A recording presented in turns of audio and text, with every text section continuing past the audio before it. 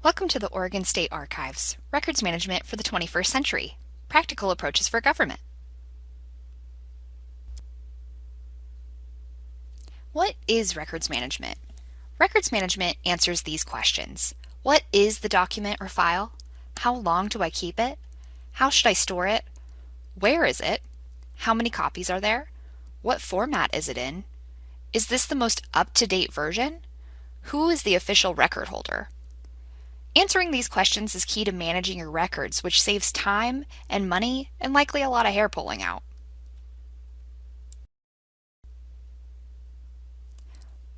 Why should we as public employees care about records management?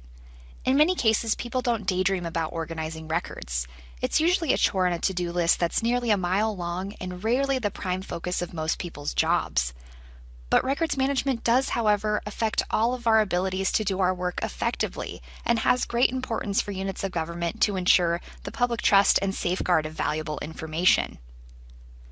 First of all, poor records management practices can be harmful to agencies as a whole. Over-retaining records can involve growing storage and maintenance costs, not to mention the costs associated with retrieving information when requested. Agencies also open themselves up to greater legal liability when they over-retain records, as they will be responsible to managing and providing access to those records for as long as they have them. Under-retaining records also presents a major risk to agencies, as failure to produce requested documents can lead to large fines and civil suits against the agency. Given these challenges, many agencies choose to settle public records cases out of court for expediency's sake, but that's costly in both fiscal terms and in the eyes of the public. Poor records management practices also have a negative effect on the employees of government agencies.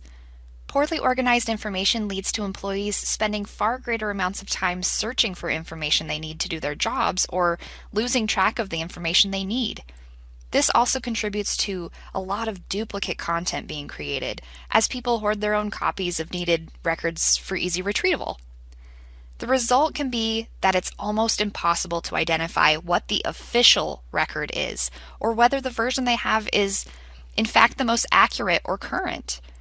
Records management practices affect everyone who works in public service. There are two sides to public records law. The side in which the Oregon State Archives has jurisdiction, retention and disposition, and the side that the Department of Justice has jurisdiction, access, both of which we will address further. But first, what is a public record? We determine public records using this criteria. Is it prepared, owned, used, or retained by your agency? Does it relate to an activity, transaction, or function of your agency? And is it necessary to satisfy the fiscal, legal, administrative, or historical policies or requirements of your agency? This last part is the most crucial because it points out the fact that we don't determine public record status based on the needs of outside entities. Just because someone wants a record doesn't mean the agency is required to retain it or create it for that matter. Part C also outlines the 4 values that we look at when we write a retention schedule. As you can see here, the definition of a public record is not reliant on the technology or medium in which it was created. This is something we'll dive into a little deeper later. While the State Archives determines retention and disposition of public records, the Department of Justice determines access. Here in Oregon, we have an interesting system. It's important to note that information produced by a public entity may not be considered public record for purposes of retention, while still being considered public for disclosure purposes. The general rule regarding access to public records is shown on this slide. In short, agencies are required to present requested information when requested, unless disclosure of that information is specifically exempted by law. There are many possible exemptions, but the burden is unfortunately on the agency to justify any withholding of information. Questions regarding this aspect of public records law should be directed to your agency's legal counsel or contact the Department of Justice, as there can be many potential gray areas that the archives cannot rule on. You can also contact the Oregon Public Records Advocate. As stated in a previous slide, a public record is not reliant on the technology or medium in which it was created. It's based on the content. It also does not matter where it was created. Personal computers and telephones are not off limits to public records requests. Rule of thumb: perform your business-related activities on government-issued devices. Otherwise, you can open yourself up to having your personal property seized for e-discovery purposes.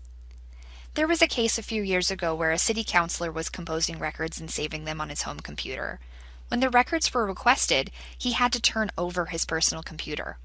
It's best to have a policy in place internally so staff knows that if they are creating public records using a personal account or device, they should figure out a way to save those records to a government-controlled server. The same goes for personal email accounts. Do not use your personal email account to conduct public business, and keep your personal business out of your government-issued email account. In 2016, we put out new standards to provide guidance for staff who are trying to manage their records electronically. The rules have been updated with modern language to address the use of electronic records management systems, digitization, file format standards, and sections on security and maintenance. The formats we recommend are industry best practice standards, but are not recommended because we think they're the most perfect or permanent formats. The idea is that if an agency has a handle on what formats are in use, then say if PDF is going to sunset, then the agency can put together what's called a migration plan for the new format. To ensure compliance, make sure you have written policies and procedures that address the use, access, retention, and ownership of public records. It's also important to have staff regularly trained on policy procedures. If you have your own special records retention schedule, make sure it's up to date and authorized by the state archivist. If you don't, make sure you're using the most up-to-date version of our general schedules, as we periodically update these. So what is a records retention schedule? A records retention schedule is a document determining how long a public record must be kept to satisfy those administrative, legal, fiscal, and historic requirements of that public record. As we've stated before, the retention of a document is determined by the content and not the format. The retention schedule is your only legal authorization to destroy public records. It lists all records and retention periods for public records. But just because something is listed in the retention schedule does not mean you have to create that record. It only tells you what to do with the documents you do create. Records retention schedules are updated and approved by the state archivist. This is an example of the state agency general schedule located on our website, www.sos.oregon.gov/archives. The general schedule is where every state agency will be able to find how long to retain commonly created records. If you're a state agency, you'll also likely have a special records retention schedule, which accounts for uniquely created records of your agency and determines how long you should retain them. Sifting through the retention schedules can be a daunting task. Scrolling and trying to determine where something could fit can take a lot of time. Instead, use the search function, which is the Control and F keys on your keyboard, or the F3 key, and search by common keywords. Keep in mind that not everyone names their records the same, so think of synonyms or the type of document it is and go from there.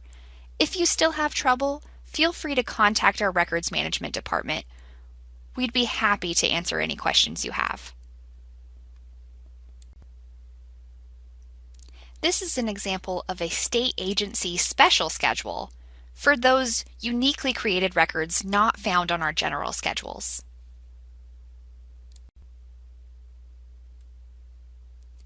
A traditional file structure is limited by space. How many documents can you fit into a folder, and how many folders can you fit into the drawer itself? It's usually pretty self-explanatory when it comes to organization, usually numerical, alphabetical, or by subject. Now, largely instead of this physical medium, we have many documents in digital form, giving rise to the shared drive system.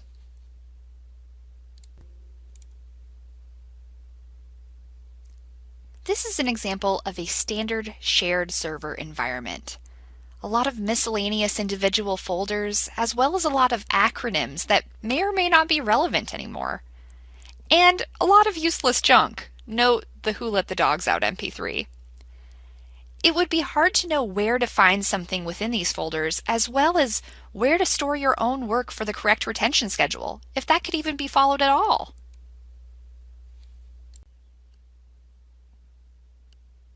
We've learned many lessons from years of attempting to do old-style records management in the light-speed electronic world.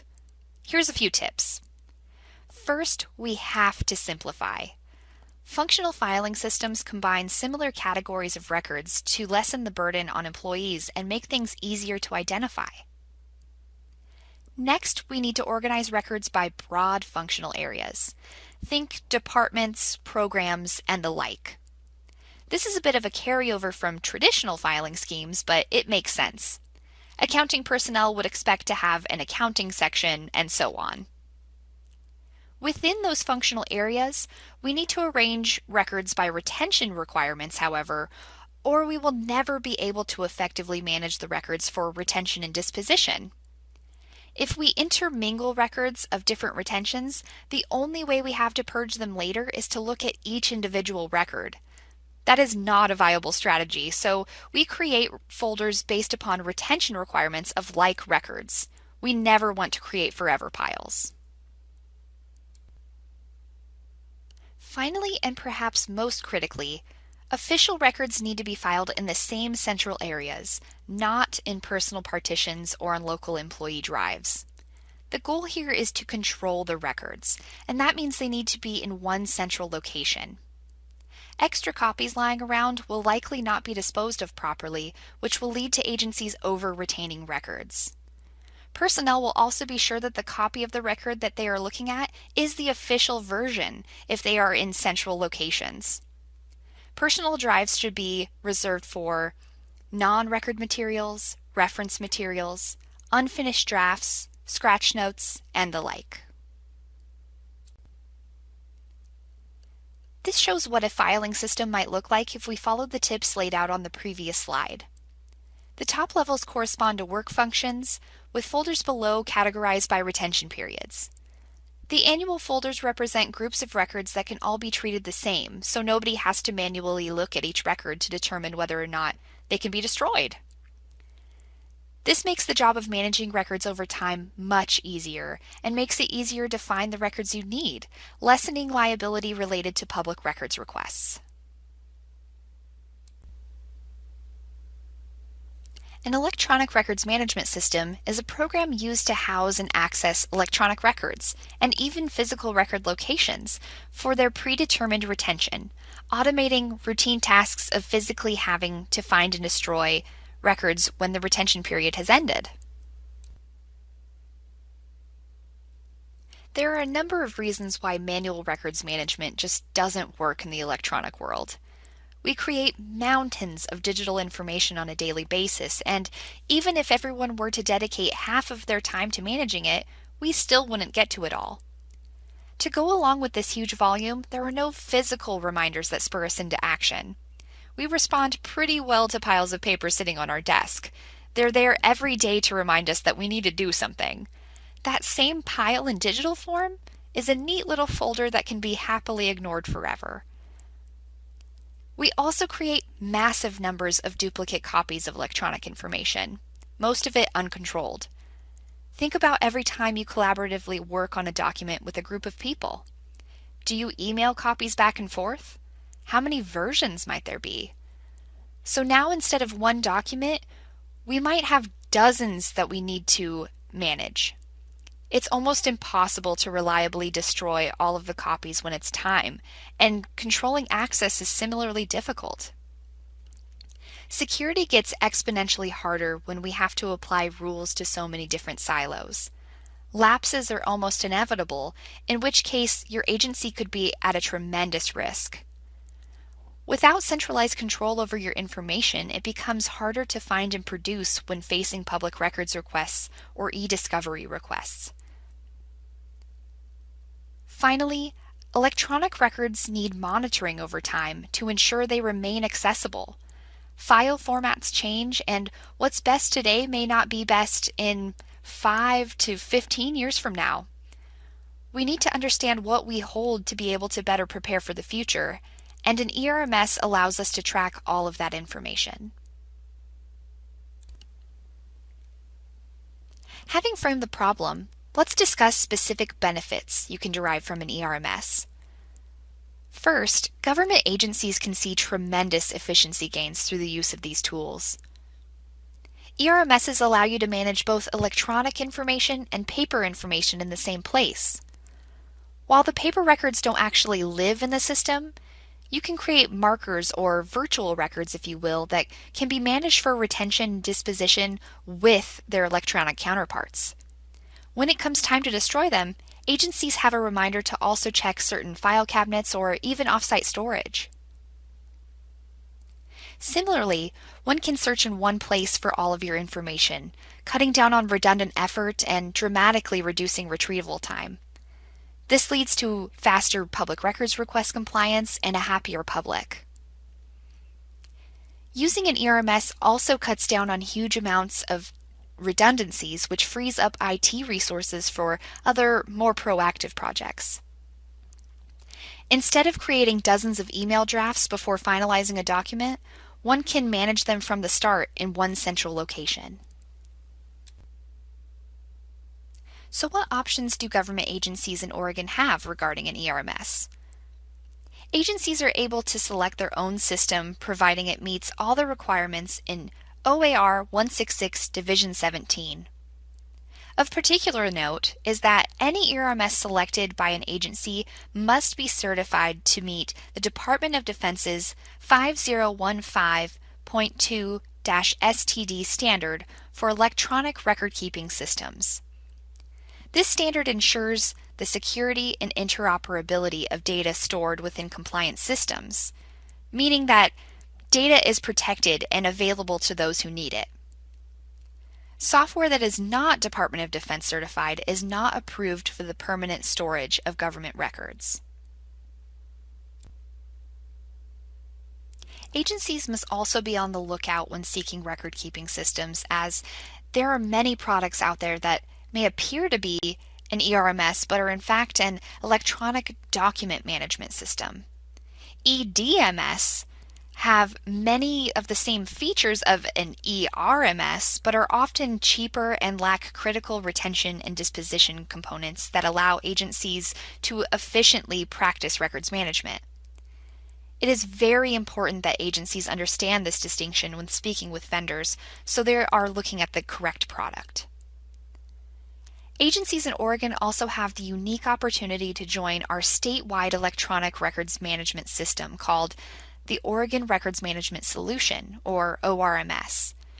This project is a public-private partnership facilitated by the State Archives and Shavs Consulting.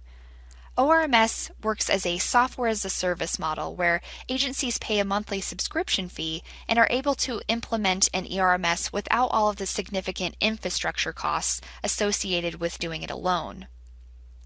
They also get the benefit of archive staff directly helping them organize and manage their records proactively.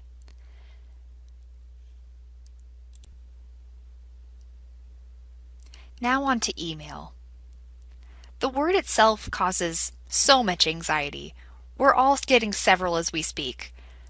But how are we supposed to manage it all?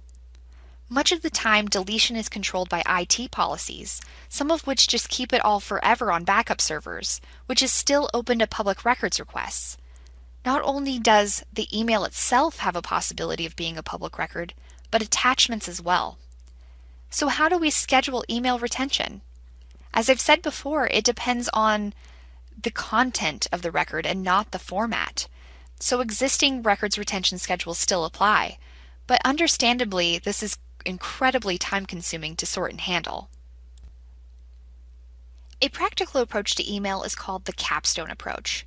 With the capstone approach, employees are given the highest retention schedule based on their position, and their emails are kept for that length of time.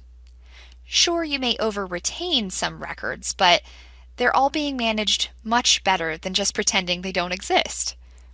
You can also get a little bit more specific by creating folders based on projects, case files, contracts, etc. In most cases, if an email is internal with other state employees, it's the sender who is responsible for retaining the record copy. If it's an email from a constituent or an outside source, then it would be your obligation to retain that for the duration of the specified schedule. There are also many emails that you do not need to keep. FYIs, CCs, informational notices, ads, listserv messages, event announcements, spam, personal correspondence, articles, and reference materials. For those that use Outlook as their email application, we are huge proponents of the cleanup tool. What it does is it takes conversations and condenses it to the last piece of the thread, meaning it removes all of those extra copies of the conversation back and forth. It does save iterations that contain maybe a side conversation, a forward, or an attachment, so any unique content is captured. The state archivist approves of the use of this tool. Now that we've addressed email, it's important to address another form of communication creeping up in agencies: text messaging. Text messages are not exempt from public records requests, as they can certainly contain substantive business-related discussions. Having good policy language in place addressing how to handle these records is very important. Frankly, we recommend not having substantive business-related conversations via text messaging. Reserve those discussions for a telephone conversation or even an email. If you're texting that you're running late for a meeting, that's not necessary to be kept. But if you must text something business related to a coworker, make sure you're taking proper precautions by forwarding the messages to your government-issued email, or look into mobile device management software options. While telephone conversations and voicemails are not traditionally considered records, they can become records based on the type of telephone system you use. If you have enabled telephone conversations to be recorded or voicemails turned into an MP3, you have now created a record, and it must be retained as such.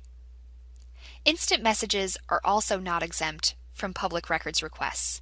Think of them like an email. You would need to capture and retain based on the content of the message.